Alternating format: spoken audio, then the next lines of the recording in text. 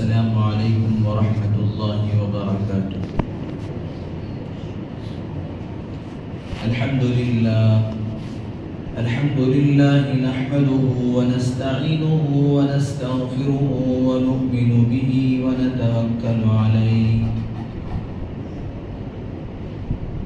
ونعوذ باللہ من شرور انفسنا ومن سیئات اعمالنا من يهده الله فلا مضل له ومن يضلله فلا هادي له ونشهد أن لا إله إلا الله وحده لا شريك له ونشهد أن سيدنا وسندنا وحبيبنا وإمامنا ومولانا محمد وبارك وسلم تسليما كثيرا كثيرا أرسله الله تعالى بين يدي الساعة بشيرا ونذيرا وداعيا إلى الله بإذنه وسراجا منيرا أما بعد فقد قال الله تبارك وتعالى في القرآن المجيد والفرقان الحميد أعوذ بالله من الشيطان الرجيم بسم الله الرحمن الرحيم لقد كان لكم في رسول الله أسوة حسنة لمن كان يرجو الله واليوم الآخر وقال تعالى في موضع آخر يا أيها الذين آمنوا لا تقولوا راعنا وقولوا انظرنا واسمعوا وللكافرين عذاب أليم وقال النبي صلى الله عليه وسلم من تشبه بقوم فهو منهم أو كما قال صلى الله عليه وسلم سبحانك لا علم لنا إلا ما علمتنا إنك أنت العليم الحكيم رب اشرح لي صدري ويسر لي أمري واحلل عقدة من لساني يفقهوا قولي اللهم صل على سيدنا مولانا محمد في أول كلامنا اللهم صل على سيدنا مولانا محمد في أوسط كلامنا اللهم صل على سيدنا مولانا محمد في آخر كلامنا۔ ہر قسم کی تمام تعریفیں، تمام بڑائیاں اور بزرگیاں خدائے وحدہ ولا شریک لہ کے لیے ہیں، جس کی خدائی میں کوئی شریک نہیں، وہ اکیلا پروردگار ہے، اس کا کوئی سانجی اور ہمسر نہیں، وہ ہمیشہ سے اور ہمیشہ رہے گا۔ ہر پل ہر لمحہ کروڑ ہا کروڑ انگنت لا تعداد درود و سلام امام الانبیاء خاتم النبیین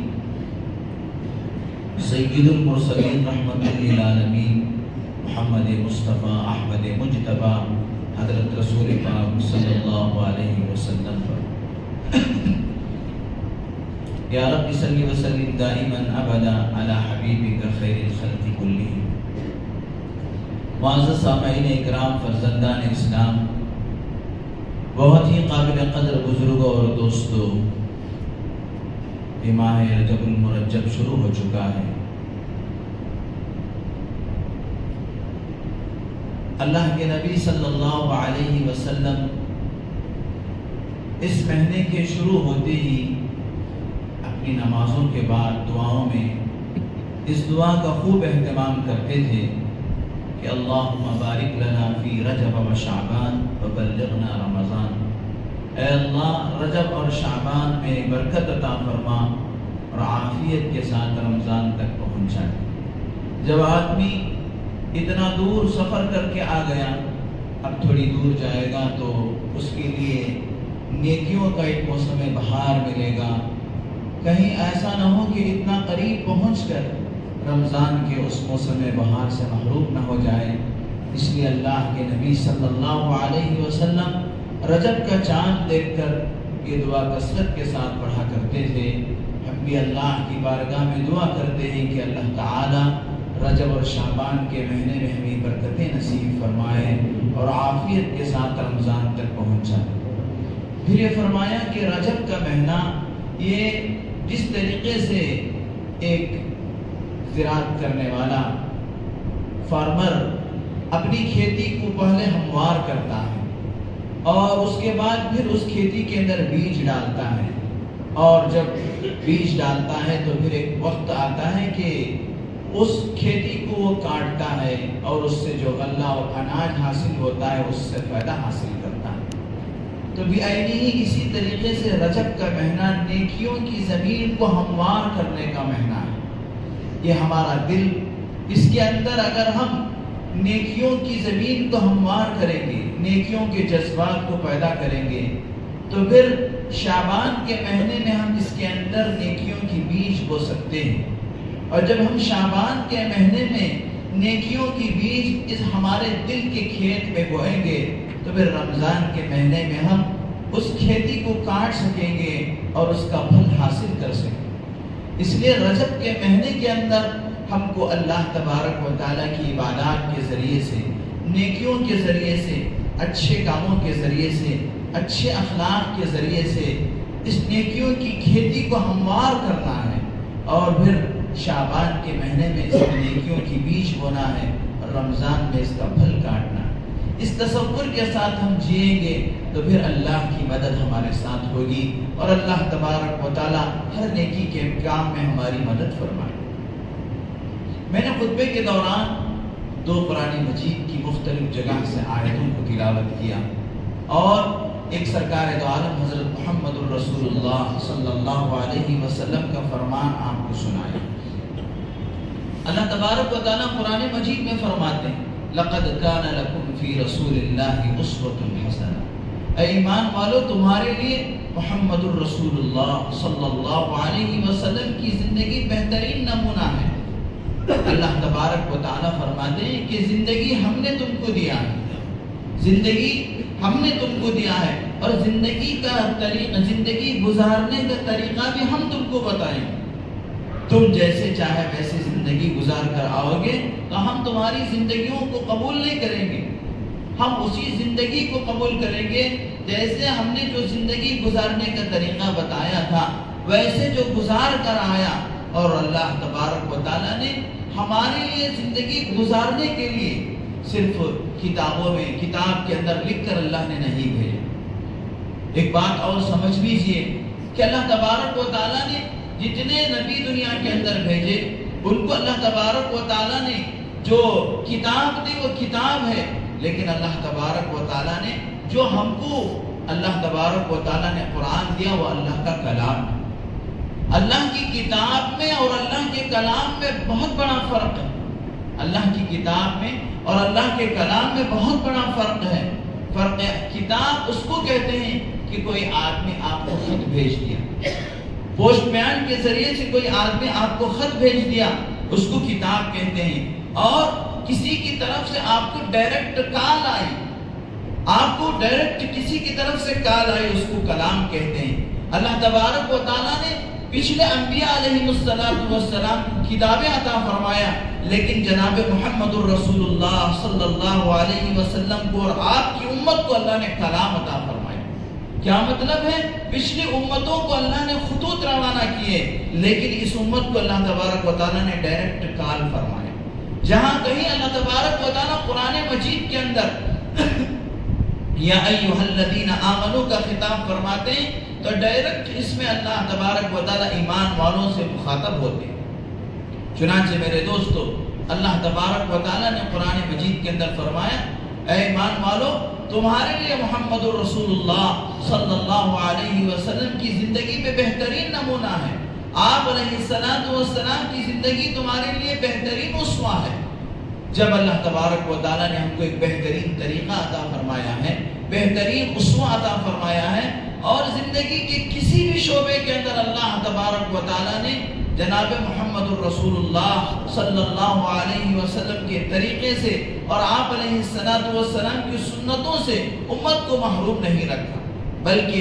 ہر شعبے کے اندر، ہر میدان میں، چاہے وہ عبادات کے لائن سے ہو، چاہے وہ معاملات کے لائن سے ہو، چاہے وہ عقائد کے لائن سے ہو، چاہے وہ اخلاقیات کے لائن سے ہو، ہر چیز کے اندر اللہ تبارک و تعالیٰ نے جناب محمد الرسول اللہ صلی اللہ علیہ وسلم کا طریقہ اور آپ کا اسوہ اور آپ کی طرز زندگی کو اللہ تبارک و تعالیٰ نے بتایا۔ اس کے بعد بھی اگر کوئی مسلمان کسی غیر کے طریقے پہ چلتا ہے، کسی غیر کی مشابہت اختیار کرتا ہے، غیروں کے طریقے کو اپنی زندگی کے اندر لاتا ہے، امام الانبیاء خاتم النبیین سید المرسلین حضرت محمد الرسول اللہ صلی اللہ علیہ وسلم نے فرمایا من تشبہ بقوم فہو منہم، جو آدمی جس قوم کا، جس کیا ہے مذہب والوں کا اور جس کیا ہے دنیا کے دیگر مذاہب والوں کا طریقہ اپناتا ہے، ان کی مشابہت اختیار کرتا ہے، وہ انہی میں سے۔ اللہ اکبر! اس کے اندر کتنی بڑی وعید ہے۔ اب میرے دوستوں، اس کے دو پہلو ہیں۔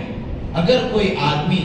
اسلام کا طریقہ ہوتے ہوئے جناب محمد الرسول اللہ صلی اللہ علیہ وسلم کا اسوہ اور آپ کی سنتیں اور آپ کا طریقہ ہوتے ہوئے غیروں کے طریقے کو اچھا سمجھتا ہے اور اسے اچھا نہیں سمجھتا،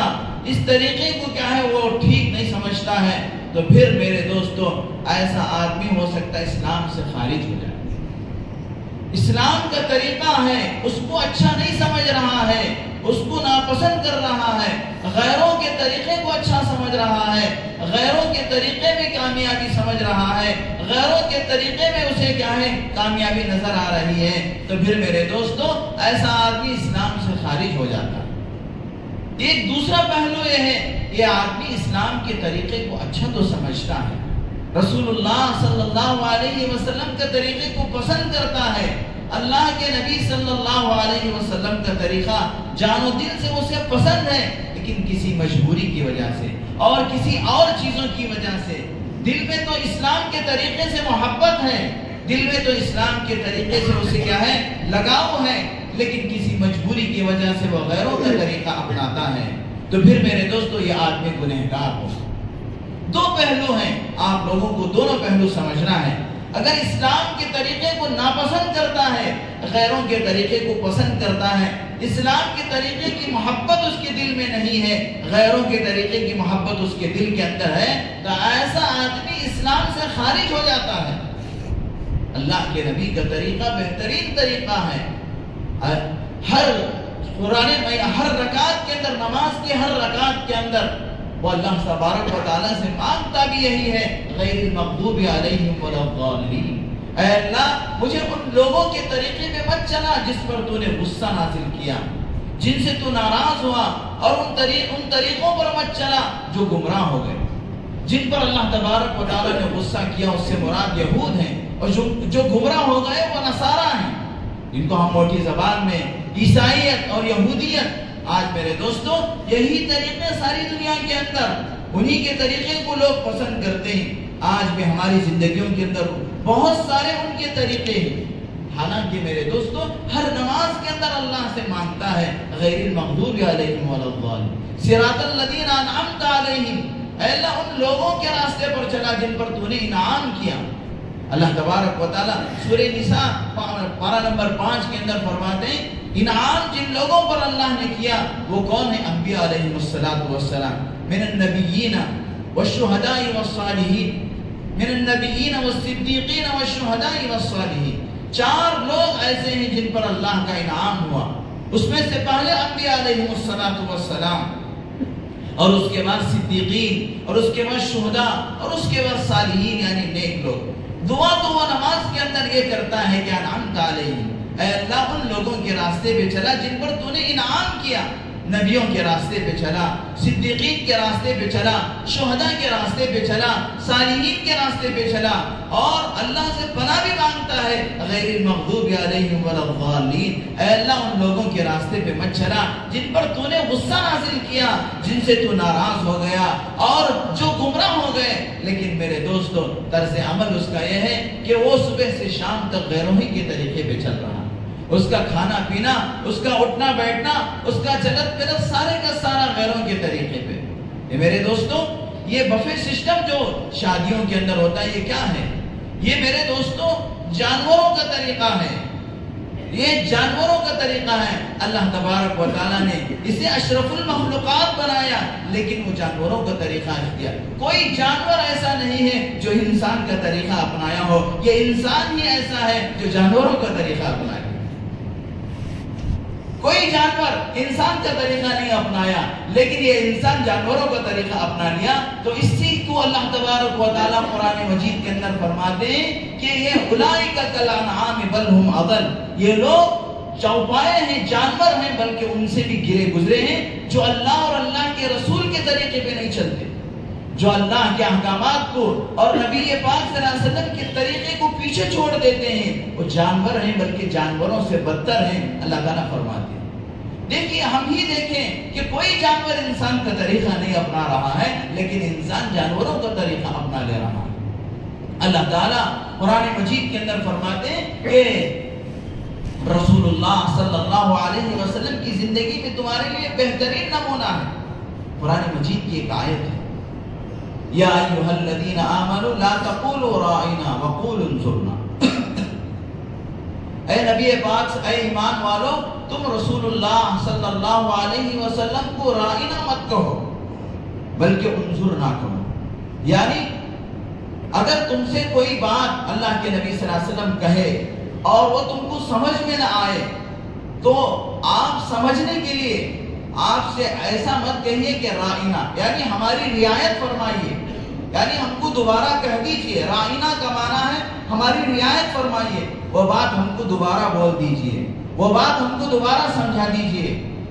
اللہ تعالیٰ فرماتے ہیں تم رسول اللہ صلی اللہ علیہ وسلم کو راعنا مت کہو بلکہ تم انظرنا کہیے، یعنی اے اللہ کے نبی ہمارے لیے نظر فرمائیے، ہمارے طرف متوجہ ہو جائیے، ہماری طرف توجہ فرمائیے، راعنا مت کہو انظرنا کہو۔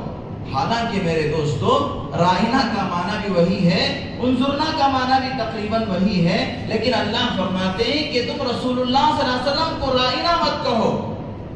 کیا مطلب ہے؟ آج ہم قرآن ہم سے کہتا ہے، لیکن میرے دوستو ہم قرآن پڑھے نہیں، قرآن سمجھے نہیں، قرآن ہم سے کیا مطالبہ کرتا ہے، ایسے ہی ہماری زندگی گزر گئی اور میرے دوستو ایسے ہی ہم قبروں پہ چلے جائیں گے، ہم کو پتا بھی نہیں کہ قرآن ہم سے کیا کہتا ہے۔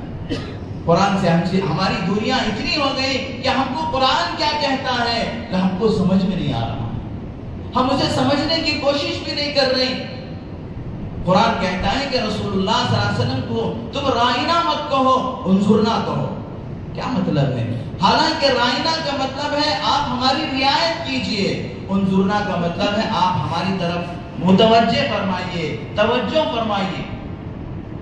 مجھے یہ تھی کہ میرے دوستوں آپ اس کو سمجھیں، قرآن کو سمجھیں کہ اللہ کے نبی صلی اللہ علیہ وسلم کی مجلسوں میں یہود و نصارہ بھی آ کر بیٹھتے تھے،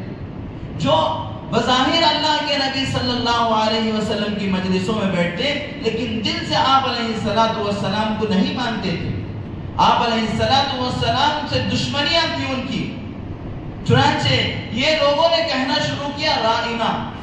یہود و نصارہ آپ علیہ السلام اگر کوئی بات کہتے وہ سمجھ میں نہیں آتی تو ان یہودیوں نے آپ سے کہا کہ راعنا، اور مسلمانوں نے بھی، یہودیوں نے جب راعنا کہا تو مسلمانوں نے بھی راعنا کہا۔ اللہ تبارک و تعالیٰ نے فرمایا اے مسلمانوں تم رسول اللہ صلی اللہ علیہ وسلم کو راعنا مت کہو انظرنا کہو۔ کیا بات ہے! یہ یہود و نصارہ ان کی زبان عبرانی زبان تھی، عبرانی زبان میں راعنا کا ایک اور معنی تھا،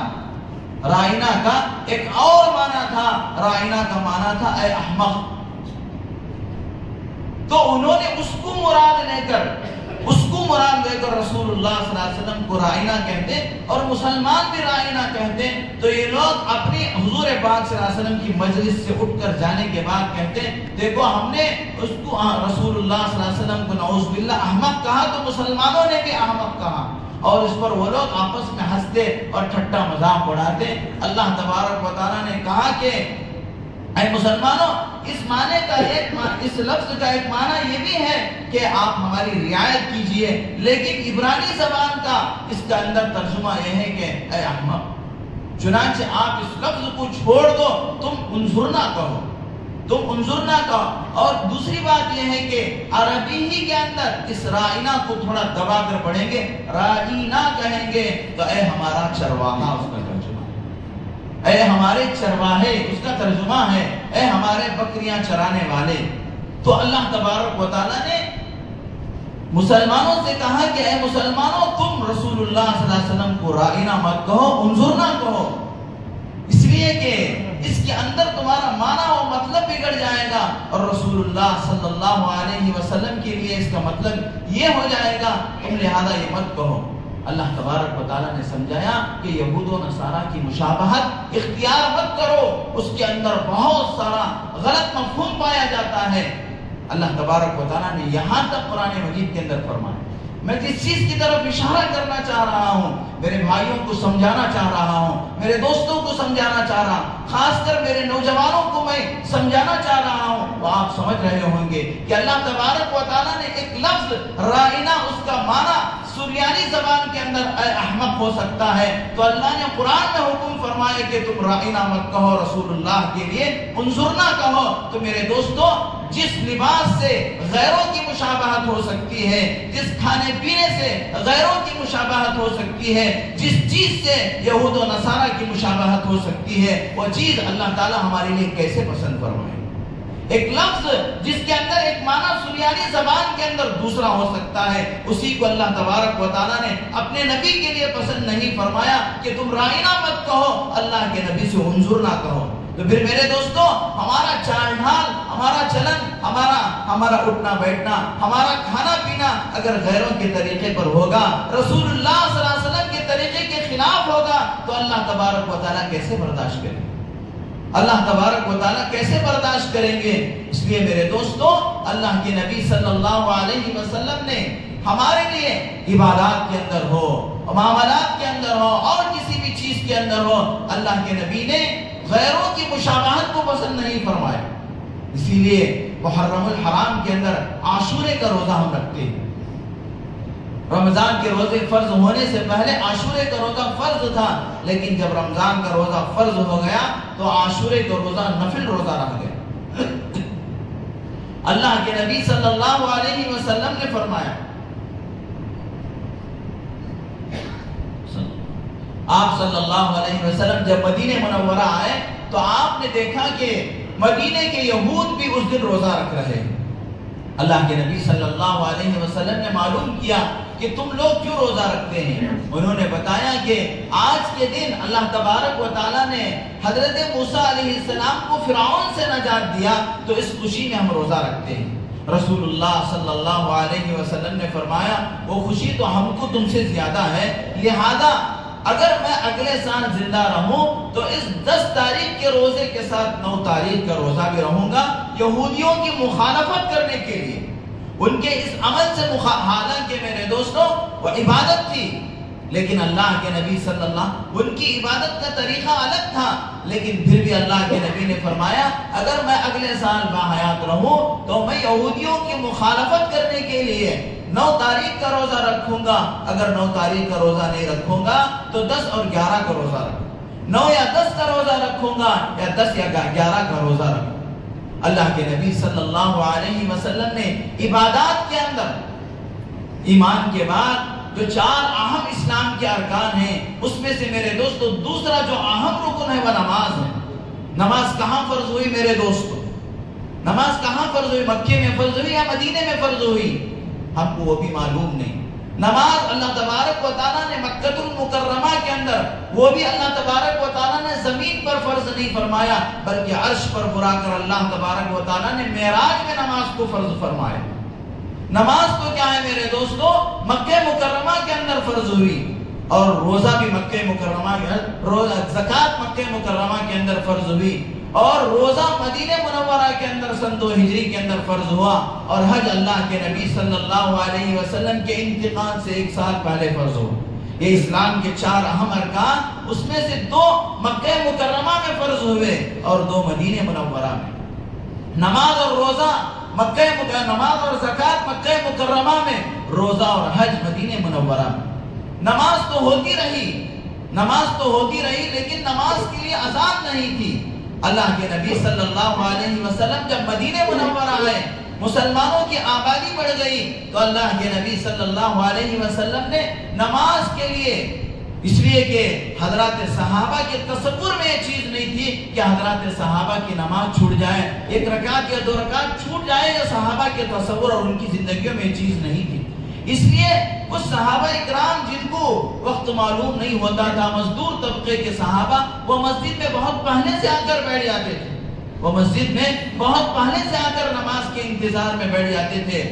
اور دوسرے صحابہ جماعت کے وقت میں آتے جو قریب میں رہتے، مسجد نبوی کے جو قریب تھے، وہ نماز کے وقت میں آتے۔ بہرحال اللہ کے نبی صلی اللہ علیہ وسلم نے صحابہ سے مشورہ کیا کہ یہ مزدوری کرنے والے صحابہ کا وقت ضائع ہو رہا ہے، یہ بہت دیر سے نماز کے انتظار میں بیٹھے رہتے ہیں، لہذا نماز کے لیے جمع کرنے کے لیے کوئی طریقہ ہونی چاہیے،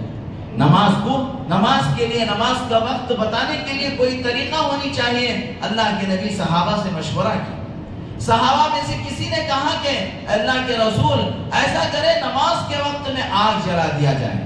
اس آگ کو دیکھ کر، اس کی روشنی کو دیکھ کر لوگ آ جائیں گے۔ اللہ کے نبی صلی اللہ علیہ وسلم نے فرمایا نہیں، آگ نہیں جلائی جائے گی، اس لیے کہ یہ مجوسیوں کا طریقہ ہے، آگ نہیں جلائی جائے گی اس لیے کہ یہ مجوسیوں کا طریقہ ہے۔ اسلام کا طریقہ ان غیروں کے طریقے سے الگ ہونی چاہیے، ان کے طریقے کے ساتھ مشابہت نہیں ہونی چاہیے۔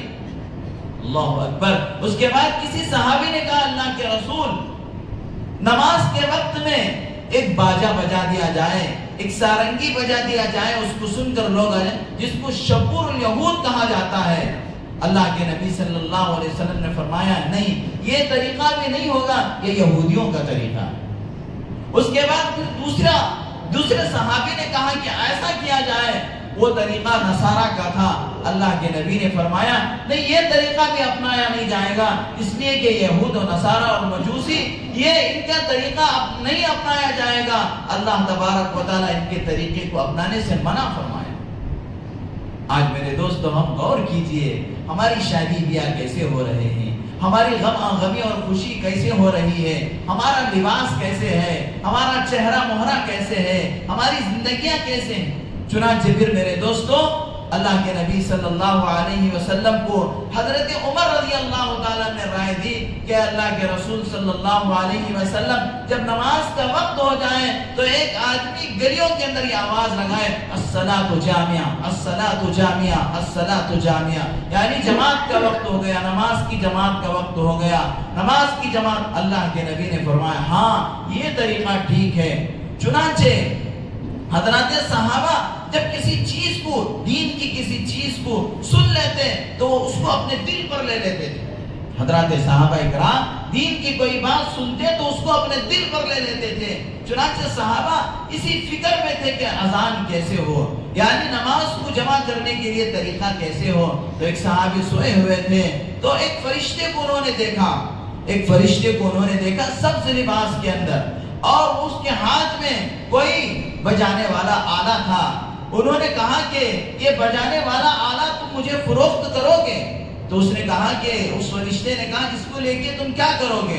انہوں نے کہا کہ ہم اس کو لے کر آواز لگائیں گے نماز کے لیے۔ اس فرشتے نے کہا میں تم کو اس سے بہتر الفاظ سکھاؤں؟ میرے دوستو اذان کی ابتدا کیسے ہوئی وہ میں آپ کو بتا رہا ہوں۔ تو اس فرشتے نے کہا اس سے بہتر الفاظ میں تم کو بتاؤں؟ تو انہوں نے کہا ہاں بتائیے۔ تو اس فرشتے نے خواب ہی کے اندر اس صحابی کو جو زید ابن عبد ربہ، ان کا عبداللہ ابن زید ابن عبد ربہ ان کا نام ہے، ان کو اللہ خواب ہی کے اندر فرشتے نے اذان کے الفاظ سکھائے، اللہ اکبر اللہ اکبر۔ یہ الفاظ جو اذان کے الفاظ ہیں جس کے اندر اسلام کی مکمل دعوت ہے، جس کے اندر اللہ کی بڑائی ہے، جس کے اندر نماز کے اندر کامیابی اس کا اعلان ہے، جس کے اندر اللہ کی ایک ہی ذات ہے جو وحدہ ولا شریک لہ ہے، اور محمد الرسول اللہ صلی اللہ علیہ وسلم کے طریقے میں کامیابی، گویا کہ اسلام کی جامع تعلیمات اس اذان کے اندر موجود۔ چنانچہ وہ صحابی جب صبح کو اٹھے تو اللہ کے نبی صلی اللہ علیہ وسلم کی خدمت میں گئے اور اللہ کے نبی سے کہا کہ اللہ کے رسول، میں نے خواب میں ایک فرشتے کو دیکھا، وہ فرشتہ اذان کے یہ الفاظ کہہ رہا تھا۔ چنانچہ اذان پڑھ کر سنائی تو اللہ کے نبی نے کہا یہ بہترین الفاظ ہیں، لیکن تم یہ الفاظ حضرت بلال حبشی کو سکھا دیں گے، تم اذان نہیں کہا گے بلکہ تم حضرت بلال حبشی کو اذان سکھاؤ گے، اس لیے کہ حضرت بلال حبشی ان کی آواز بلند آواز ہے، ان کی بلند آواز ہے، وہ اپنی بلند آواز کے ذریعے سے لوگوں کو نماز کی طرف بلائیں گے۔ چنانچہ حضرت بلال حبشی رضی اللہ تعالیٰ عنہ کو اللہ کے نبی نے فرمایا تم ان سے اذان سیکھ لو اور بلند آواز سے تم اذان کہو، اور اذان کی بلندی یعنی آواز بلند نکالنے کے لیے تم اپنے کانوں میں انگلیوں کو رکھ لو۔ سارے طریقے اللہ کے نبی سکھا رہے ہیں میرے دوستو، کہیں اللہ کے نبی نے اپنی امت کو تشنا نہیں رکھا۔ ہر ایک چیز جیسے باپ اپنے بچے کو انگلی پکڑ کر سکھاتا ہے، اس سے زیادہ میرے آقا حضرت محمد الرسول اللہ نے اپنی امت کے غم میں، اپنی امت کی رہنمائی اور رہبری میں انگلی پکڑ کر اس سے بھی زیادہ اللہ کے نبی نے ایک ایک چیز سکھائی ہے، لیکن امت اللہ کے نبی کے طریقے کو چھوڑ کر غیروں کے طریقے میں کامیابی ڈھونڈ رہی ہے۔ میرے دوستو اللہ فرماتے ہیں زندگی دینے والے ہم ہیں، زندگی گزارنے کا طریقہ بھی ہم ہی بتائیں گے، اور اسی طریقے میں تمہاری دنیا اور آخرت کی کامیابی ہے، وہ طریقہ جناب محمد الرسول اللہ صلی اللہ علیہ وسلم کا طریقہ ہے۔ اللہ کے نبی نے فرمایا اے بلال تم اذان دینے کے وقت میں اپنے انگلیوں کو کانوں میں ڈال لینا، کیوں؟ اس لیے کہ اللہ کے نبی نے فرمایا جب آدمی اذان دینے والا اپنی انگلیوں کو کانوں میں ڈال لے گا تو اسے اپنی آواز دھیمی سنائی دے گی، آہستہ سنائی دے گی، تو وہ پوری طاقت لگا کر زور سے کہے گا، جس کی وجہ سے بہت دور تک آواز جائے گی۔ اللہ کے نبی صلی اللہ علیہ وسلم نے اذان کا طریقہ سکھایا اور امت کو بتایا اے میری امت تم یہودیوں کے طریقے پہ مت چلنا، تم نصارہ کے طریقے پہ مت چلنا، تم حنود کے طریقے پہ مت چلنا، میرا طریقہ کیا تمہیں پسند نہیں ہے؟ اللہ تبارک و تعالیٰ قرآن مجید میں فرماتے ہیں اے نبی جی آپ اپنی امت کو فرما دیں قل ان کنتم تحبون اللہ، اے اللہ کے بندو اگر تم واقعی اللہ سے محبت کرتے ہو، اے اللہ کے بندو واقعی تم اللہ سے محبت کرتے ہو، فاتبعونی میری اتباع کرو، یعنی اللہ کے نبی صلی اللہ علیہ وسلم کی اتباع میں اللہ کی محبت مضمر ہے، اللہ کے نبی کے طریقے میں اللہ کی محبت مضمر ہے، اللہ کے نبی کے طریقے میں اللہ تبارک و تعالیٰ کی محبت ہمیں ملے گی، دنیا اور آخرت کی کامیابی ملے گی۔ پھر آگے اللہ تعالیٰ فرماتے ہیں اگر تم اللہ کے نبی کا طریقہ اپناؤ گے تو سب سے پہلے تو اللہ تم سے محبت رکھیں گے۔ جب اللہ کسی بندے سے محبت کرتے ہیں آسمانوں میں اللہ تعالیٰ اعلان فرماتے، حضرت جبرائیل علیہ السلام کو بلا کر اللہ فرماتے ہیں اے جبرائیل امین فلاں بندے سے میں محبت کرتا ہوں، تم بھی اس سے محبت کرو۔ چنانچہ جبرائیل علیہ السلام اس سے محبت کرتے ہیں، پھر جبرائیل علیہ السلام آسمانوں کے سارے فرشتوں میں اعلان کرتے ہیں اے فرشتوں فلاں بندے سے اللہ محبت کرتا ہے، تم سب اس سے محبت کرو۔ پھر اس کی محبت آسمانوں سے زمین میں منتقل ہوتی ہے، زمین کے ہر مخلوق اس سے محبت کرتی ہے۔ من کان للہ کان اللہ لہ، جو اللہ کا ہو جاتا ہے ساری چیزیں اس کی ہو جاتی ہیں، یہاں تک کہ جنگل کے شیر بھی اس سے محبت کرنے لگتے ہیں، جنگل کے درند اور چرند بھی اس سے محبت کرنے لگتے ہیں۔ اللہ تعالیٰ فرماتے ہیں اگر تم نبی کے طریقے کو اپناؤ گے تو اللہ کی محبت تمہیں ملے گی، اللہ سے وہ محبت فرشتوں میں منتقل ہوگی، فرشتوں سے پھر آسمان والوں سے پھر زمین والوں میں وہ محبت منتقل ہوگی، ہر بندہ اسے محبوب رکھے گا، ہر بندہ اسے پھر اللہ تعالیٰ آگے یغفر لکم ذنوبکم، اللہ تعالیٰ تمہارے گناہوں کو معاف فرما۔ قل ان کنتم تحبون اللہ فاتبعونی یحببکم اللہ یغفر لکم ذنوبکم واللہ غفور الرحیم، اللہ تمہارے چھوٹے موٹے گناہوں کو معاف فرما دے گا، اور اللہ تبارک و تعالیٰ بہت معاف فرمانے والے۔ اللہ تعالیٰ سے دعا ہے کہ اللہ تبارک و تعالیٰ ہم تمام کو جناب محمد الرسول اللہ صلی اللہ علیہ وسلم کی کامل اتباع کی توفیق عطا فرمائے، آپ کی سنتوں پر زندگی گزارنے کی توفیق عطا فرمائے، غیروں کے طریقوں کو دھتکارنے کی اور ان سے ناپسند کرنے کی اللہ تعالیٰ ہم سب کو توفیق عطا فرمائے۔ وآخر دعوانا الحمدللہ رب العالمین۔